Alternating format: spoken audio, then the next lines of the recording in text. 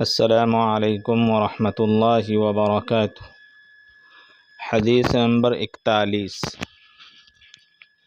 امام مالک رحمۃ اللہ علیہ کہتے ہیں کہ مجھے زید ابن اسلم نے خبر دی، انہیں عطا ابن یسار نے ان کو ابو سعید خدری رضی اللہ عنہ نے بتایا کہ انہوں نے رسول اللہ صلی اللہ علیہ وسلم کو یہ ارشاد فرماتے ہوئے سنا کہ جب ایک بندہ مسلمان ہو جائے اور اس کا اسلام عمدہ ہو، یعنی یقین و خلوص کے ساتھ ہو، تو اللہ اس کے گناہ کو جو اس نے اسلام لانے سے پہلے کیا معاف فرما دیتا ہے، اور اب اس کے بعد کے لیے بدلہ شروع ہو جاتا ہے، یعنی ایک نیکی کے عوض 10 گنا سے لے کر 700 گنا تک ثواب، اور ایک برائی کا اسی برائی کے مطابق بدلہ دیا جاتا ہے، مگر یہ کہ اللہ تعالیٰ اس برائی سے بھی درگزر کرے اور اسے معاف بھی فرما دے، یہ بھی اس کے لیے آسان ہے۔ حدیث نمبر 42۔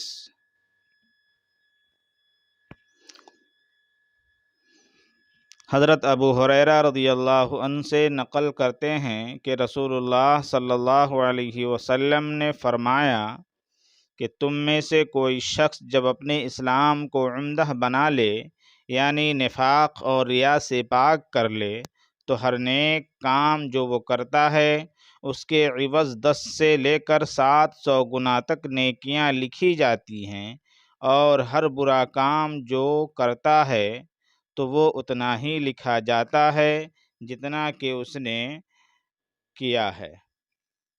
حدیث نمبر 43۔ حضرت عائشہ رضی اللہ عنہا نے نقل کرتی ہیں کہ رسول اللہ صلی اللہ علیہ وسلم ایک دن ان کے پاس آئے، اس وقت ایک عورت میرے پاس بیٹھی تھی، تو آپ نے دریافت کیا یہ کون ہے؟ میں نے عرض کیا فلاں عورت، اور اس کی نماز کے اشتیاق اور پابندی کا ذکر کیا۔ آپ صلی اللہ علیہ وسلم نے فرمایا ٹھہر جاؤ، سن لو کہ تم پر اتنا ہی عمل واجب ہے جتنے عمل کی تمہارے اندر طاقت ہے۔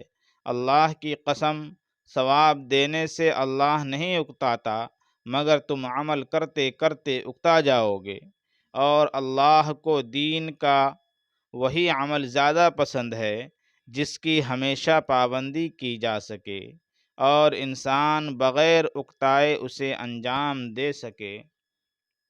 حدیث نمبر 44۔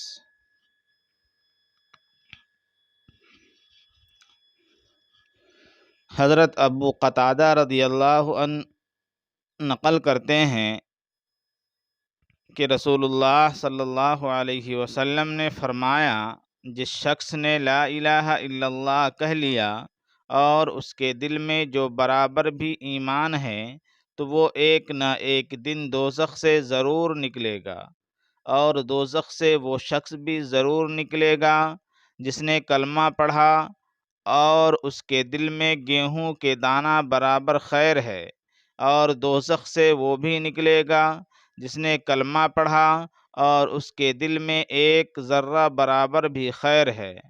ابو عبداللہ یعنی امام بخاری رحمۃ اللہ علیہ فرماتے ہیں کہ ابان نے بروایت قتادہ بواسطہ انس رسول اللہ صلی اللہ علیہ وسلم سے خیر کی جگہ ایمان کا لفظ نقل کیا ہے۔ حدیث نمبر 45۔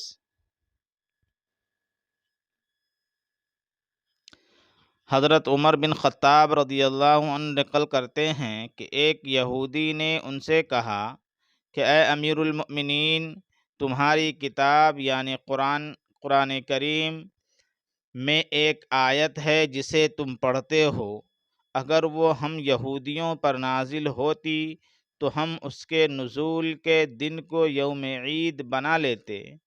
آپ نے پوچھا وہ کون سی آیت ہے؟ اس نے جواب دیا سورۃ المائدہ کی یہ آیت کہ آج میں نے تمہارے دین کو مکمل کر دیا اور اپنی نعمت تم پر تمام کر دی اور تمہارے لیے دین اسلام پسند کیا۔ حضرت عمر رضی اللہ عنہ نے فرمایا کہ ہم اس دن اور اس مقام کو خوب جانتے ہیں جب یہ آیت رسول اللہ صلی اللہ علیہ وسلم پر نازل ہوئی۔ اس وقت آپ صلی اللہ علیہ وسلم عرفات میں جمعہ کے دن کھڑے ہوئے تھے۔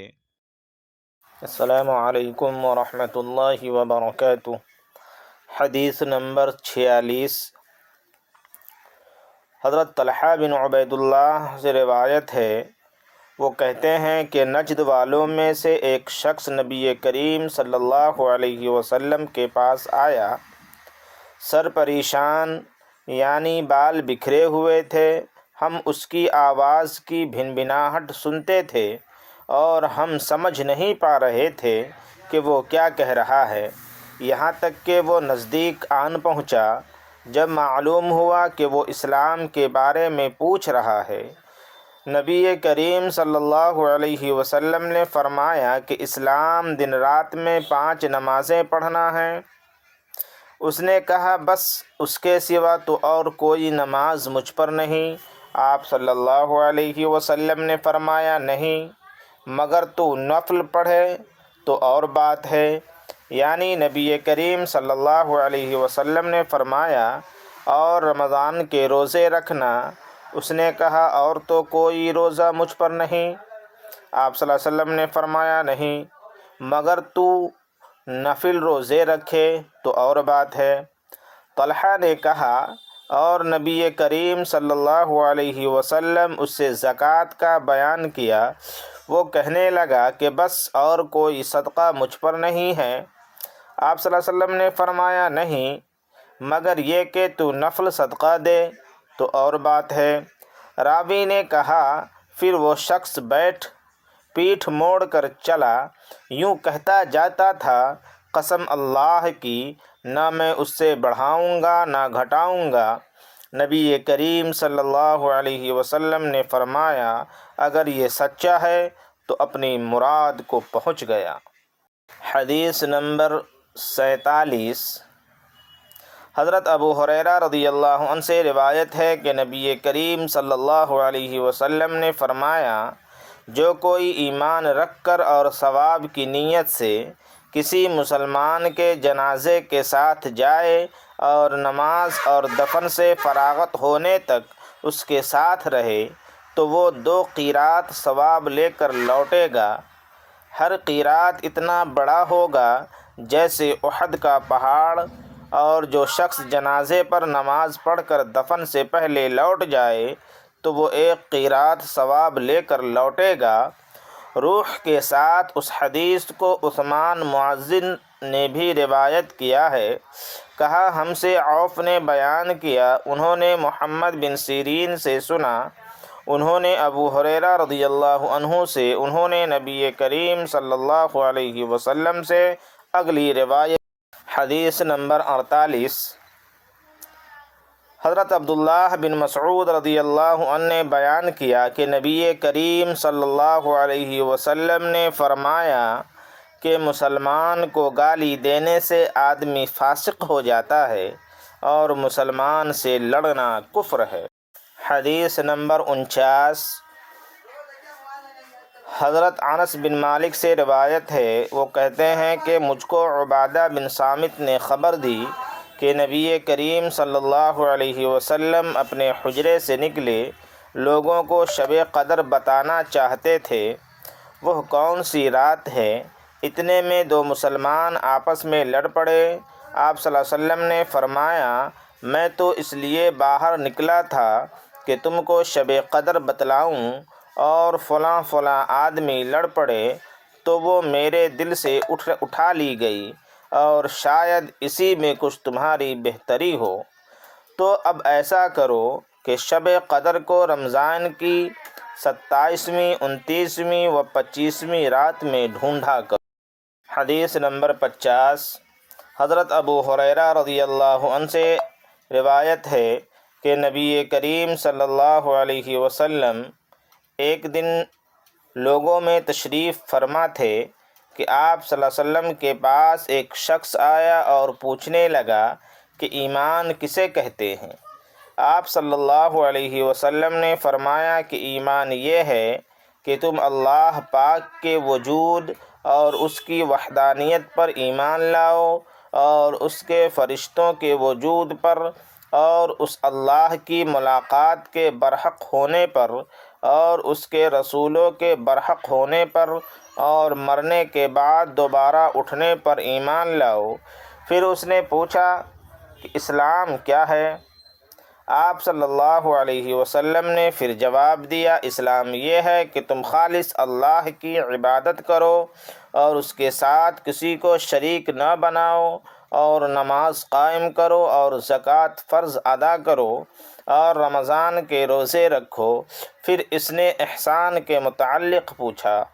آپ صلی اللہ علیہ وسلم نے فرمایا، احسان یہ ہے کہ تم اللہ کی عبادت اس طرح کرو گویا تم اسے دیکھ رہے ہو۔ اگر یہ درجہ نہ حاصل ہو تو پھر یہ تو سمجھو کہ وہ تم کو دیکھ رہا ہے۔ پھر اس نے پوچھا کہ قیامت کب آئے گی؟ آپ صلی اللہ علیہ وسلم نے فرمایا، اس کے بارے میں جواب دینے والا پوچھنے والے سے کچھ زیادہ نہیں جانتا، البتہ میں تمہیں اس کی نشانیاں بتلا سکتا ہوں۔ وہ یہ ہیں کہ جب لونڈی اپنے آقا کو جنے گی، اور جب سیاہ اونٹوں کے چرانے والے یعنی دیہاتی لوگ ترقی کرتے کرتے مکانات کی تعمیر میں ایک دوسرے سے بازی لے جانے کی کوشش کریں گے۔ تو یاد رکھو، قیامت کا علم ان 5 چیزوں میں ہے جن کو اللہ کے سوا کوئی نہیں جانتا۔ پھر آپ نے یہ آیت پڑھی کہ اللہ ہی کو قیامت کا علم ہے کہ وہ کب آئے گی۔ پھر وہ پوچھنے والا پیٹھ پھیر کر جانے لگا۔ آپ صلی اللہ علیہ وسلم نے فرمایا کہ اسے واپس بلا کر لاؤ۔ لوگ دوڑ پڑے مگر وہ کہیں نظر نہیں آیا۔ آپ صلی اللہ علیہ وسلم نے فرمایا کہ وہ جبرائیل تھے جو لوگوں کو ان کا دین سکھانے آئے تھے۔ ابو عبداللہ یعنی امام بخاری رحمۃ اللہ علیہ فرماتے ہیں کہ نبی کریم صلی اللہ علیہ وسلم نے ان تمام